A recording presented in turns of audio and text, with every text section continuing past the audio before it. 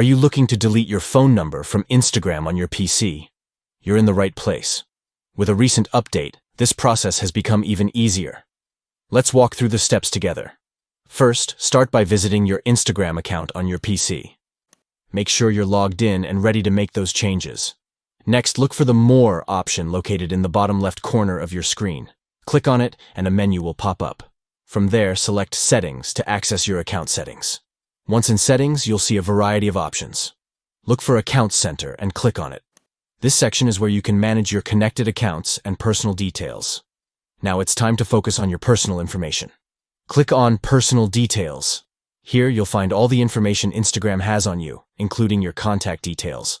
Next, click on Contact Info, and you'll see your phone number listed. Choose Phone Number to proceed. Finally, to remove your number, click on Delete. Instagram will prompt you to confirm this action, so make sure you're ready to proceed. Once confirmed, your phone number will be deleted from your account. And that's it. You've successfully deleted your phone number from Instagram on your PC.